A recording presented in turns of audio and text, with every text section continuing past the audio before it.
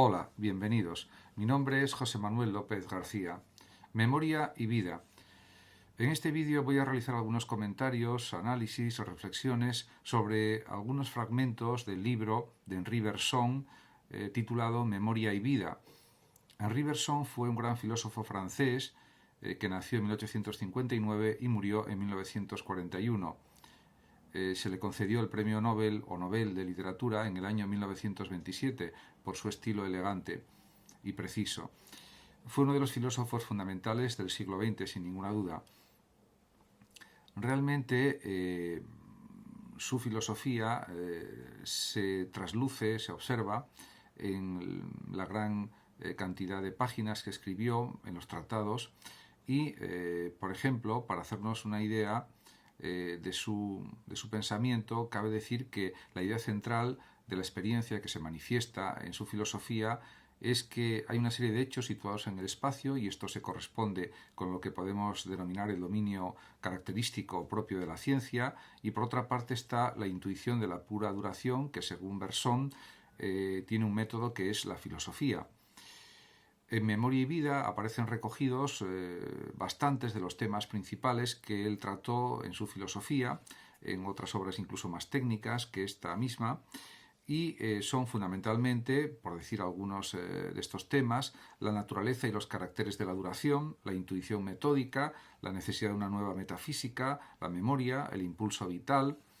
la vida y la materia, la risa, la filosofía de la moral y de la religión, etcétera, etcétera. Se puede decir que en cuanto a la vida psicológica, Bergson realizó análisis realmente muy minuciosos, finísimos, porque también pues era un pensador muy analítico, y dice, por ejemplo, o escribe lo siguiente: cierto que nuestra vida psicológica está llena de imprevistos, surgen mil incidentes que parecen cortar con lo que les precede sin por ello vincularse a lo que les sigue. Efectivamente, pero diríamos que hay una conciencia del pasado, del presente, y en este sentido diríamos que los datos que llegan a la conciencia se van acumulando de alguna manera o forman parte, diríamos, del movimiento o diríamos del pensamiento o de los pensamientos de la propia mente, de la propia inteligencia.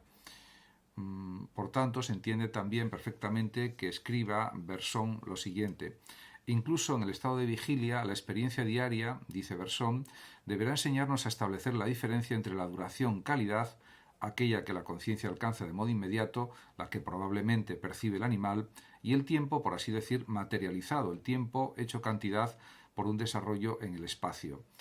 En este sentido, diríamos que la diferencia sería que la duración-calidad es lo que percibimos de una manera directa, inmediata, y somos conscientes de esa percepción o de esas percepciones. Él pone el ejemplo de las campanadas de un reloj, que cuando oye la cuarta campanada se da cuenta de que ha habido unas campanadas precedentes, pero no las ha escuchado de una forma perfectamente clara o consciente, pero así todo diríamos que hay como una simbolización de la duración, o como un recuerdo de la duración, o como una investigación sobre la duración que ya ha sucedido en cuestión, por ejemplo, de segundos. Y esto es objeto de sus análisis también en este libro Vida y Memoria. Por ejemplo, también dice Bergson que así se trate del interior o del exterior, de nosotros mismos o de las cosas, la realidad es la movilidad misma. Todo está en movimiento, el tiempo, el espacio, la duración, todo absolutamente. Por lo tanto, la corriente de la conciencia o el fluir de la conciencia pues es una cosa continua que aparentemente tiene cortes en la duración, pero que pueden esos cortes ser como puntos de unión o de nexo con otros movimientos que se suceden, con otros recorridos temporales, diríamos, por los que pasa nuestra mente, nuestra inteligencia, etcétera. Por lo tanto, la inteligencia está formada también por la duración, por el recuerdo también de las duraciones, por la imaginación y por otras capacidades mentales que utilizamos de una manera cotidiana. Además, también Bergson analiza, diríamos, la función de la filosofía en este libro y por supuesto en otros más también, sin duda, pero aquí, por ejemplo, en este de Memoria y vida, pues realmente plantea numerosas cuestiones en este sentido y dice, por ejemplo, que el trabajo por el que la filosofía parece asimilarse los frutos de la ciencia positiva, lo mismo que la operación en cuyo transcurso una filosofía parece reunir en sí los fragmentos de los filósofos anteriores, no es una síntesis, sino un análisis. Por lo tanto, diríamos que la capacidad de la mente es analizar en distintos sentidos la realidad, las cosas que suceden, el espacio, el tiempo en el que suceden también, y por lo tanto se puede decir que filosofar consiste en invertir la dirección habitual del trabajo del pensamiento. En este sentido, se podría pensar que el recientemente fallecido Mario Bunge, cuando habla de problemas inversos en el ámbito del pensamiento, esto estaría en concordancia con lo que dice Bergson de invertir la dirección habitual del pensar para encontrar nuevos recursos, nuevas soluciones a los problemas de la realidad, a los problemas de la vida, del ser humano, etc. Y también afirma, por cierto, el mismo Bergson, que es necesaria la unidad de la ciencia y de la metafísica o de la filosofía, sobre todo a través de un mecanismo que él considera directo y que es la misma intuición, la intuición de lo real, de lo que sucede, de las cosas, diríamos de los sucesos temporales. Por lo tanto, se entiende perfectamente que señale Bergson que uno de los objetivos de la metafísica, y son sus propias palabras, es operar diferenciaciones e integraciones cualitativas, no tanto cuantitativas como cualitativas. Y ciertamente así es. Diríamos que la metafísica, en un sentido amplio, también se puede entender como filosofía, pero también ha habido a lo largo del siglo XX, pues, por ejemplo, la metafísica intramundana, o la metafísica radical o realismo metafísico radical, podríamos decir, de Xavier Zubiri, que, digamos, apostó por una aplicación de la metafísica a la propia realidad. De ahí que a veces se califique a la filosofía zubiriana como un realismo radical, como dice, por ejemplo, el profesor Ferraz Fallos, Antonio Ferraz Fallos. Realmente, en otro fragmento de este libro de Bergson, dice el filósofo francés lo siguiente: nuestra duración no es un instante que reemplaza otro instante, no habría entonces nunca más que presente, y no prolongación del pasado en lo actual, ni evolución ni duración concreta. Realmente pues hay un enlace o una unión o una conexión entre los distintos instantes del tiempo. Si consideramos que un instante es aproximadamente un segundo de tiempo, o un periodo parecido de tiempo, similar, muy pequeño, pues realmente hay una integración de unos instantes en otros, conservados, por supuesto, a través de la memoria de trabajo y a través de la propia capacidad intelectiva de las personas, por supuesto. Además, Bergson, respecto a la memoria, escribió muchas páginas, pero en un fragmento de este libro que estoy comentando un poco, pues dice que la memoria no es una facultad de clasificar los recuerdos en un cajón o de inscribirlos en un registro, que es un poco como se entiende generalmente lo que es la memoria, y se entendía así en los tiempos de Bergson, que no hay que olvidar que vivió pues realmente a finales fundamentalmente del siglo XIX y la primera mitad aproximadamente del siglo XX, ya que murió en 1941. Entonces él tiene otra interpretación de lo que es realmente la memoria humana, y por eso dice lo siguiente: no hay registro, no hay cajón, aquí no hay siquiera propiamente hablando una facultad, porque una facultad, dice Bergson, se ejerce de modo intermitente cuando ella quiere o cuando puede, mientras que el amontonamiento del pasado sobre el pasado prosigue sin tregua. Diríamos que hay una interconexión de los datos que va recuperando la memoria y que forman un todo. Sería como una valoración, una interpretación más bien holística, siguiendo la teoría de la Gestalt, por ejemplo, más que otra cosa. Realmente, como se puede observar, Bergson, a lo largo de su dilatada trayectoria filosófica,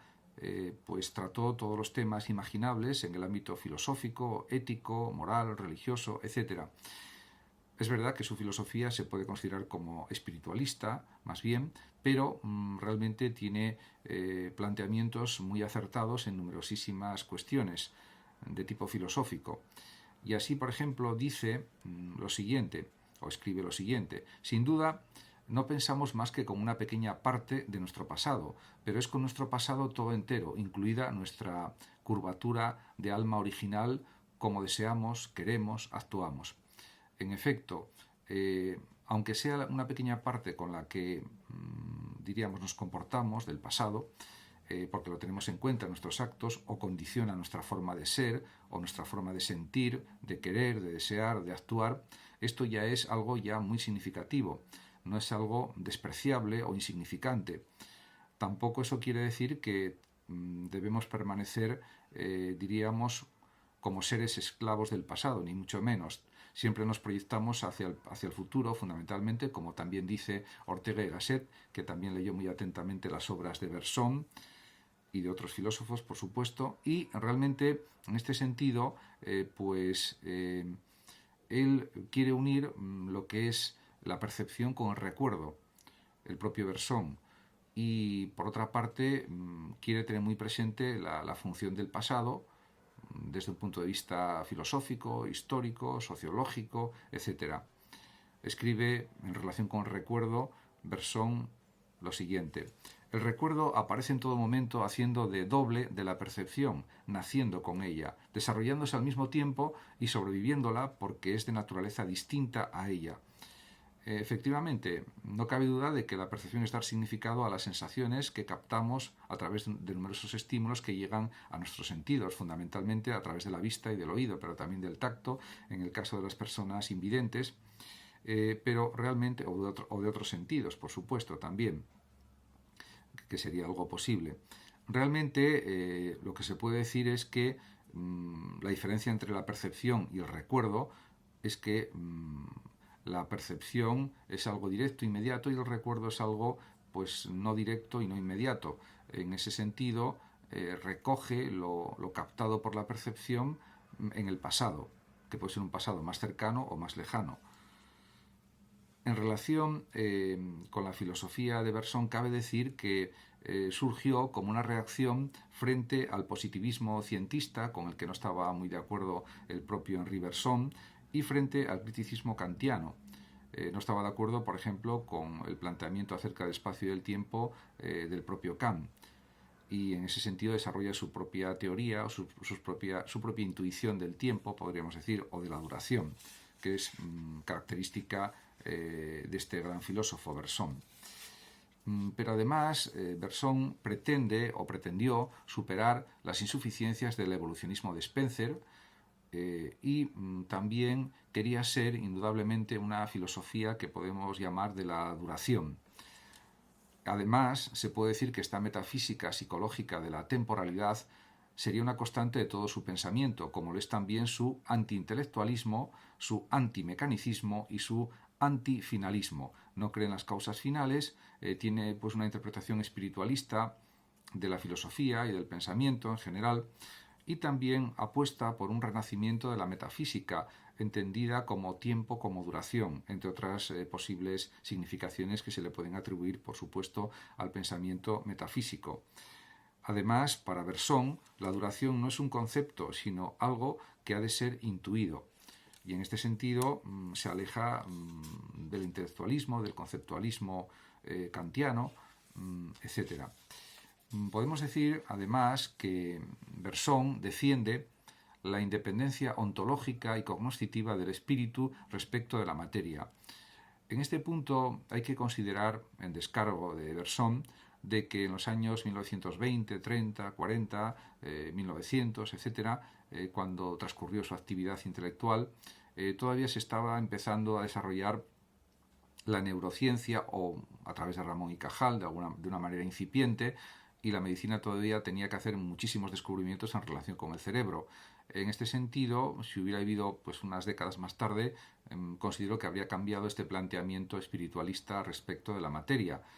De todas maneras, él considera que la conciencia es espiritual y autónoma respecto a la materialidad del cerebro. Actualmente sabemos que esto no es así, porque hay unas causas fisiológicas del pensamiento, materiales de los pensamientos. Sabemos que son actividad eléctrica y química, o actividad electroquímica, sin ninguna duda, pero en los tiempos de Bergson, cuando él vivía, esto no se había descubierto de la manera en que se ha logrado saber hoy, actualmente.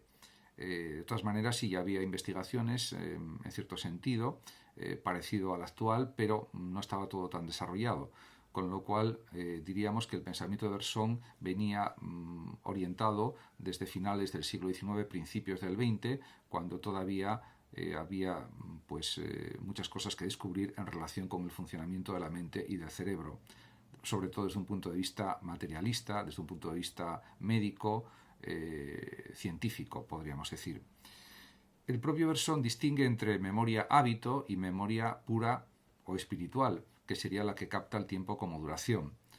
La memoria hábito, pues podríamos decir que es algo quizás similar o parecido a la memoria de trabajo, a la memoria a corto plazo, incluso podríamos extenderlo quizás el significado a la memoria de larga duración. Y luego la intensificación de la memoria pura espiritual sería algo que sería relacionable precisamente con la intensidad del propio tiempo y con el establecimiento de diferenciaciones en el tiempo entendido como duración. Muchas gracias a todos por su atención. Saludos también a los oyentes de Radio Sofando de México y de Hablando de Filosofía. Y por último decir, como siempre, que el que lo desee puede compartir este vídeo o simplemente suscribirse a mi canal de YouTube. Hasta siempre. Gracias.